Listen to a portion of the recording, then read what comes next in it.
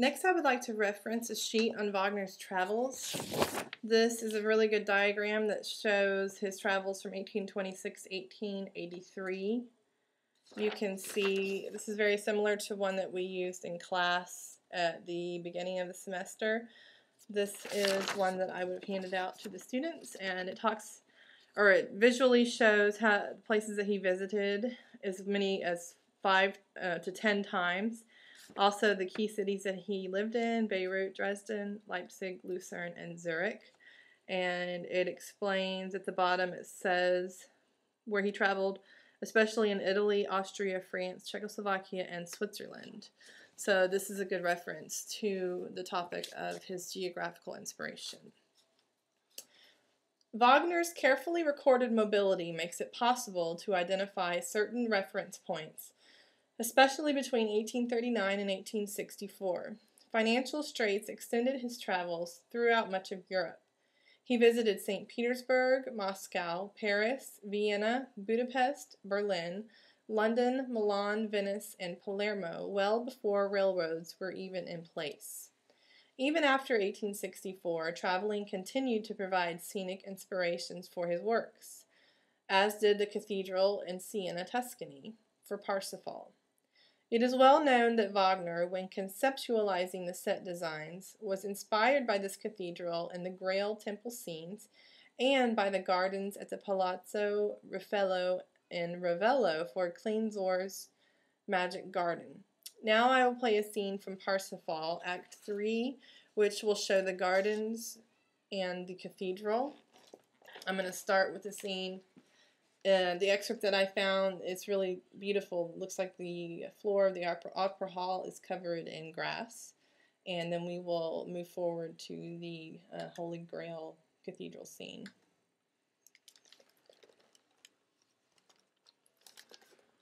Oops.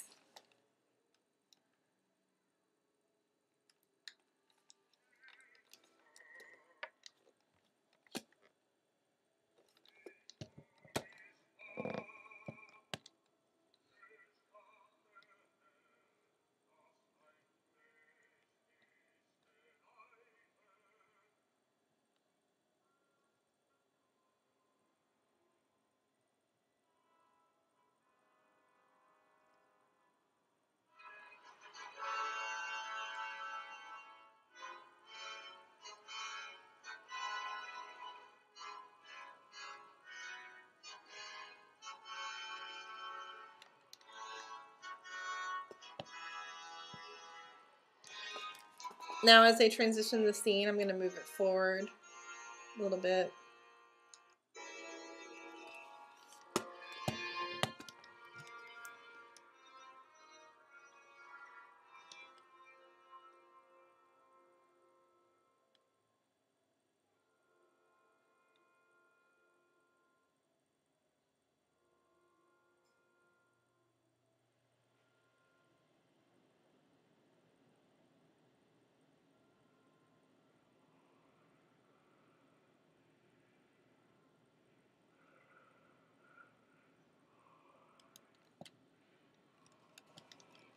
Okay.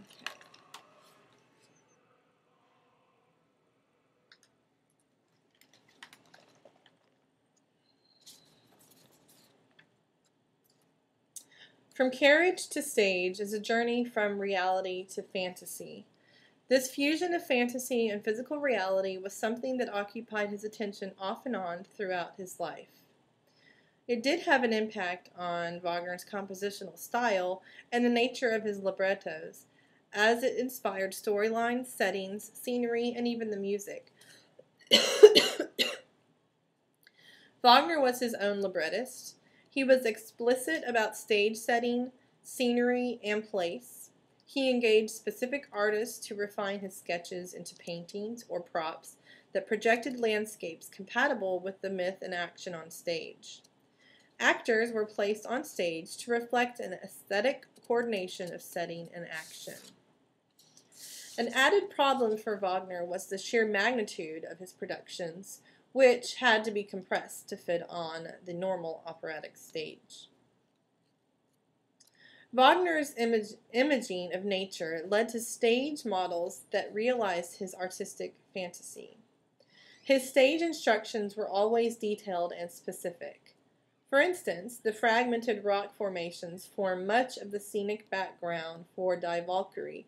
A mountain gorge suggested the power of the physical environment in Act 2 and again in the storms in Act 3. Now I will play a scene from Die Valkyrie,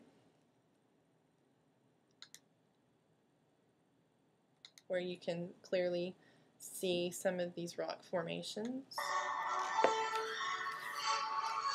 I believe this is Act 3.